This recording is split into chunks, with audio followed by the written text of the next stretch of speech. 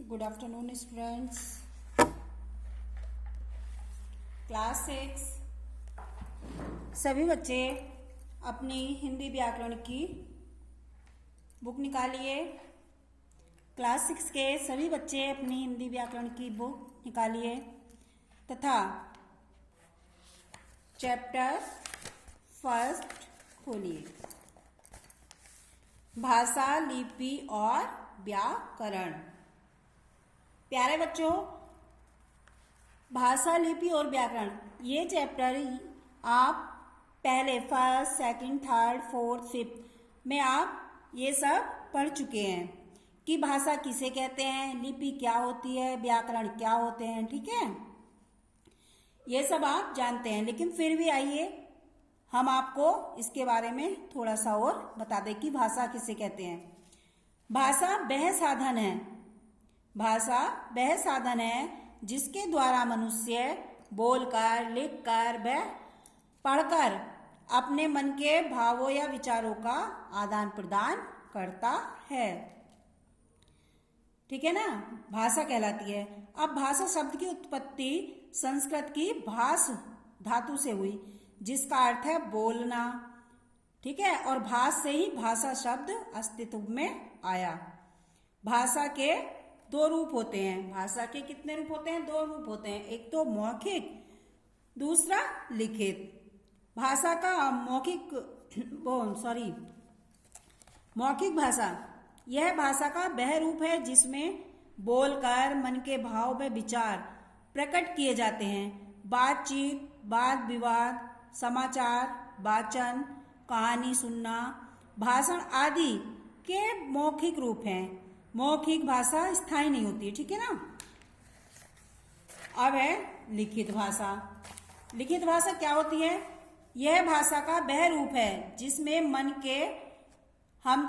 के भाव व विचार लिखकर प्रकट करते हैं, जैसे पुस्तकें, पत्र आदि लिखित भाषा के उदाहरण हैं। हम कोई पुस्तक लिखेंगे तो पहले हम उसके जो हमारे मन में भाव होंगे तभी तो लिखेंगे, या पत्र भी हम यदि किसी को लिखते हैं तो पहले हमारे मन में जो भाव होंगे या जो हमारे मन में विचार आएंगे तभी तो हम पत्र लिखेंगे। ठीक है। तीसरा, संकेतों द्वारा भावों पर विचारों का आदान प्रदान करना असंभव प्रतीत होता है, इसीलिए व्याकरण में सांकेतिक भाषा को मान्यता प्राप्त नहीं है। ठीक है।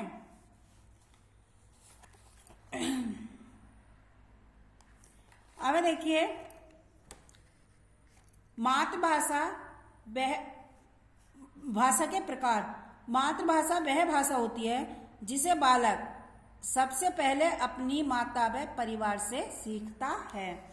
जैसे गुजराती परिवार में जन्मे बालक की मातृभाषा क्या होती है? गुजराती। जो बच्चा गुजरात में जन्मा है उसकी भाषा गुजराती हो गई, तो उसकी वही मातृभाषा हो गई। ठीक है ना। प्रादेशिक भाषा, प्रदेश विशेष में बोली जाने वाली भाषा प्रादेशिक भाषा कहलाती है, जैसे बंगाली, तमिल, तेलुगु आदि। अब राष्ट्रभाषा, हिंदी हमारे राष्ट्र में सर्वाधिक लोगों द्वारा बोली जाने वाली भाषा है, इसीलिए इसे राष्ट्रभाषा कहा जाता है। परंतु भारतीय संविधान की दृष्टि से यह हमारी राजभाषा है। अंतर्राष्ट्रीय भाषा किसे कहते हैं? देखिए, जब कोई भाषा विश्व के अनेक राष्ट्रों द्वारा अपना ली जाती है तो वह अंतर्राष्ट्रीय भाषा का स्थान प्राप्त कर लेती है। जैसे अंग्रेजी अंतर्राष्ट्रीय भाषा है। अंग्रेजी सभी देशों में, अनेक राष्ट्रों में बोली जाती है। अब बोली देखिए, बोली किसे कहते हैं? भाषा विस्तृत क्षेत्र में बोली जाती है, जबकि बोली का एक अपना सीमित क्षेत्र होता है। बोली का अपना कोई लिखित रूप नहीं होता, हम मुंह से ही तो बोल रहे हैं, इसका कोई भी लिखित साहित्य नहीं होता। हिंदी की प्रमुख बोलियां इस प्रकार हैं, जैसे ब्रजभाषा, खड़ी बोली, अवधी, मैथिली आदि। भाषा का क्षेत्र जो होता है वो विस्तृत होता है, जबकि बोली भाषा का क्षेत्रीय रूप होती है। इसका प्रभाव क्षेत्र भाषा की अपेक्षा सीमित होता है। ठीक है। अब भाषा में साहित्य रचना होती है।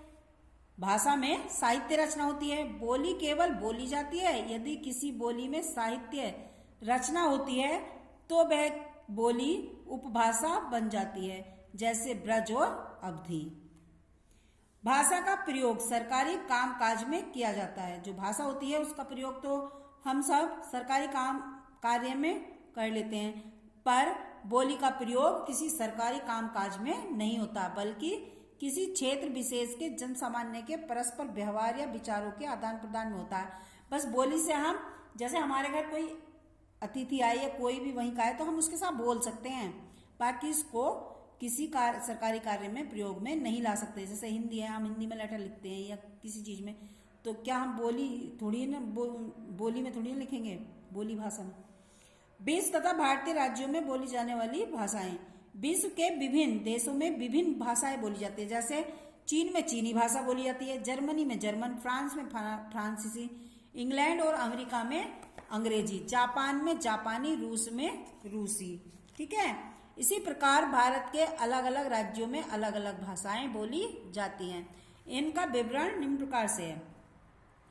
जैसे आंध्र प्रदेश में तेलुगु और उर्दू, अरुणाचल प्रदेश में हिंदी, अंग्रेजी, असमिया, गिस्सी और डफला, असम में असमिया, बंगाली, बिहार में हिंदी, भोजपुरी, गोवा में मराठी, कोंकणी, पुर्तगाली और अंग्रेजी, जम्मू कश्मीर में कश्मीरी, उर्दू, लद्दाखी, डोंगरी, पंजाबी, हिंदी, गुजरात में गुजराती, हिंदी, हरियाणा में हिंदी हरियाणवी, हिमाचल प्रदेश हिंदी पहाड़ी, नागालैंड में असमिया, आदिवासी, अंग्रेजी, उड़ीसा में उड़िया, हिंदी, पंजाब में पंजाबी और हिंदी, राजस्थान में हिंदी राजस्थानी, उत्तर प्रदेश में हिंदी और उर्दू, केरल में मलयालम, महाराष्ट्र में मराठी, हिंदी, मणिपुर में मणिपुर अंग्रेजी। भारत में लगभग 1652 भाषाएं बोली जाती हैं।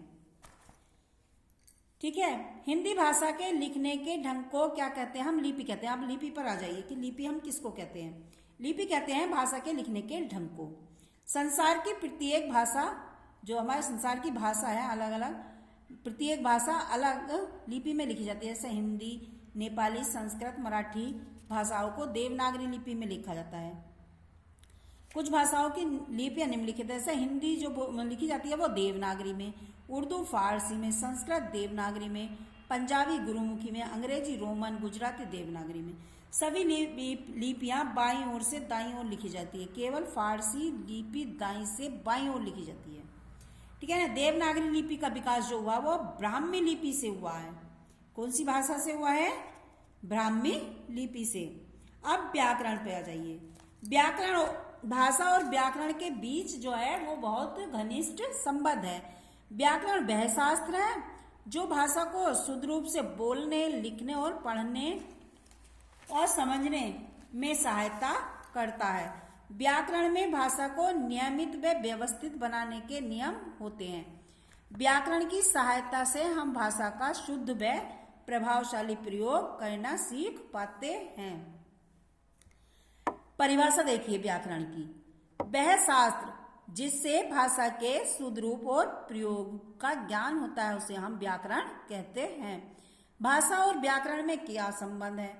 व्याकरण की भाषा अशुद्धता को दूर कर उसे सांवरा हुआ रूप प्रदान करता है। जो व्याकरण होती है ना वो भाषा की जो अशुद्धियां होती हैं उनको दूर करती है और उन्हें सुंदर बनाती है, स्वरूप बनाती है।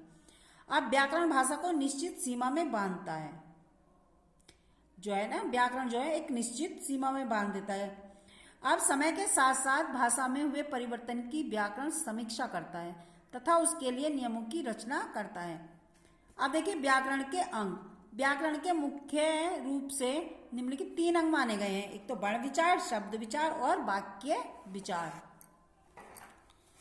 वर्ण विचार, शब्द विचार और वाक्य विचार। वर्ण विचार इसके अंतर्गत वर्णों के अनेक प्रकार, आकार, उनके लिखने की विविध तथा उच्चारण आदि पर विचार किया जाता है।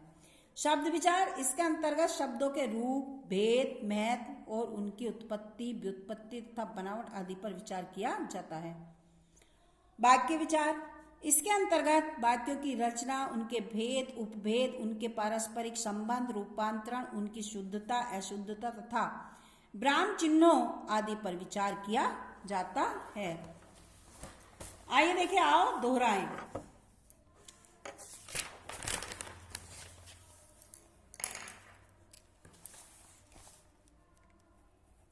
क्लास 6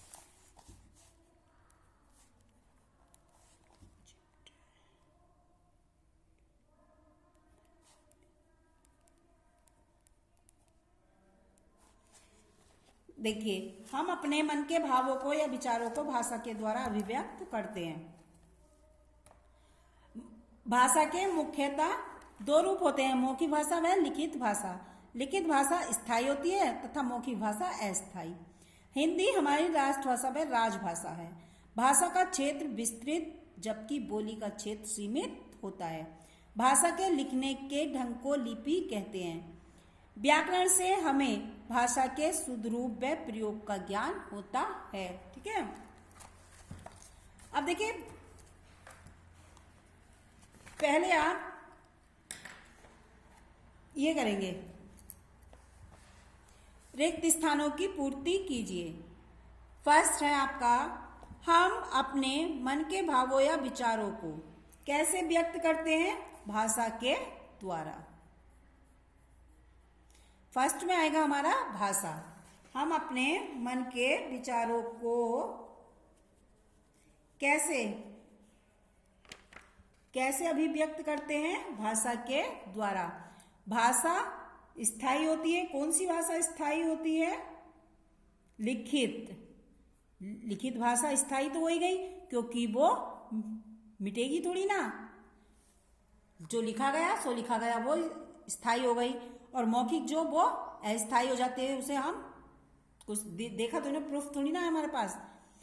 हमारी राजभाषा व राष्ट्रभाषा कौन सी है? हिंदी। हिंदी जो है वो हमारी राजभाषा है। भाषा के लिखने के ढंग को हम क्या कहते हैं? भाषा के लिखने के ढंग को हम क्या कहते हैं?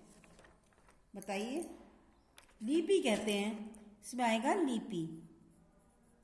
भाषा के लिखने के ढंग को हम लिपि कहते हैं। अब अंतर्राष्ट्रीय भाषा कौन सी है? कौन सी है भाई? अभी हमने आपको पढ़ाया अंतर्राष्ट्रीय भाषा कौन सी है। या जब कोई भाषा विश्व के अनेक राष्ट्रों द्वारा अपना ली जाती है तो वह अंतर्राष्ट्रीय भाषा स्थान प्राप्त कर लेती है। तो अंतर्राष्ट्रीय भाषा को कौन सी है? अंग्रेजी। अंग्रेजी को विश्व के अनेक राष्ट्रों द्वारा अपनाई गई अंग्रेजी भाषा, तो इसलिए ये अंग्रेजी जो है हमारी अंतर्राष्ट्रीय भाषा है। ठीक है, हाँ अथवा नहीं में उत्तर देने हैं आपको। क्या, पहला है आपका, क्या हम संकेतों द्वारा अपने विचारों को स्पष्ट रूप से प्रकट कर पाते हैं? क्या हम संकेतों द्वारा अपने विचारों को स्पष्ट रूप से प्रकट कर पाते हैं? नहीं, ये हमारा गलत है। हम अपने संकेतों द्वारा अपने विचारों को स्पष्ट रूप से प्रकट नहीं कर पाते, क्योंकि संकेत इधर तो सामने वाला भी कहेगा ये ऐसे 1000 बार करता रहेगा। ठीक है, तो स्पष्ट रूप से हम प्रकट नहीं कर पाते।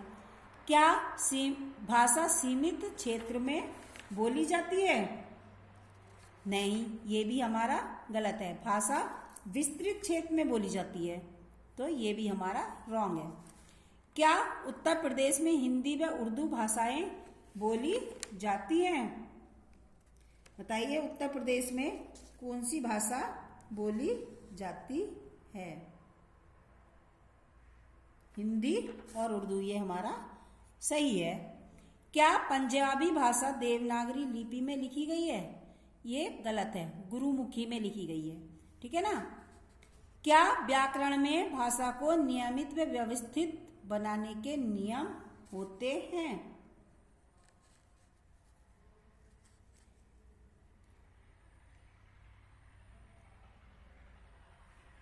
व्याकरण में भाषा को नियमित व व्यवस्थित बनाने के नियम, हाँ सही है। अब देखिए, निम्नलिखित राज्यों में बोली जाने वाली भाषाओं के नाम लिखने हैं। आंध्र प्रदेश में कौन सी भाषा बोली जाती है? तेलुगु और उर्दू।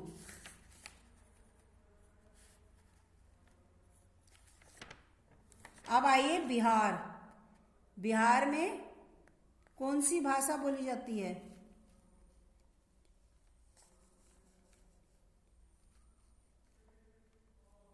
हिंदी और भोजपुरी।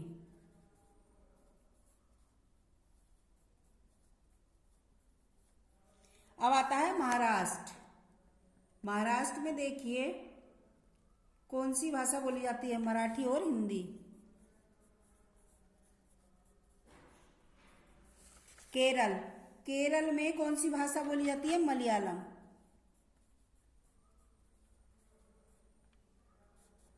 अब आता है मणिपुर। मणिपुर में मणिपुरी और अंग्रेजी भाषा बोली जाती है।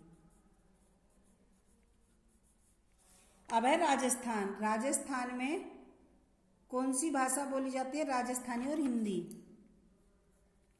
राजस्थानी और हिंदी। अब आता है वर्ग पहली में से लिपियों के नाम ढूंढकर लिखिए। पहला है गुरुमुखी, ठीक है। दूसरा है रोमन।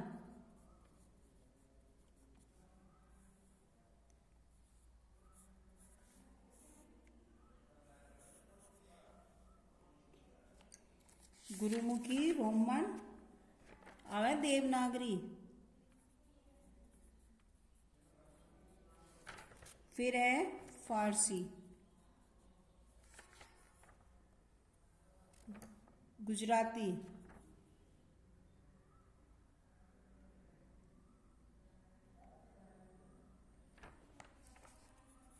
बस यही है। रोमन, गुरुमुखी, फारसी और देवनागरी। अब है मौखिक भाषा का शुद्ध उदाहरण है पुस्तक, समाचार पत्र, पत्र, वाद विवाद। भारतीय संविधान की दृष्टि से हिंदी भाषा है हमारी राजभाषा, जैसे राष्ट्रभाषा है।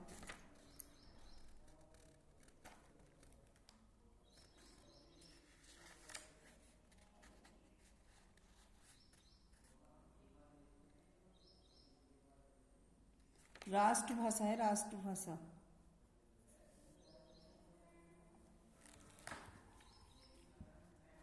अब है उर्दू भाषा किस लिपि में लिखी जाती है, फारसी में। देवनागरी लिपि का विकास हुआ ब्रह्म लिपि से, रोमन लिपि से, फारसी लिपि से, गुरुमुखी लिपि से। किसका, देवनागरी।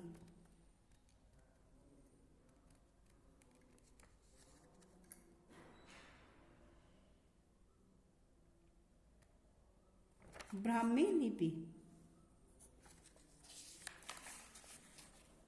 ओके, आज के लिए इतना ही, ठीक है।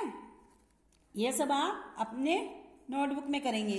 आगे हम प्रश्न उत्तर कल बताएंगे, ठीक है, next day. Okay, nice day, have a nice day. धन्यवाद।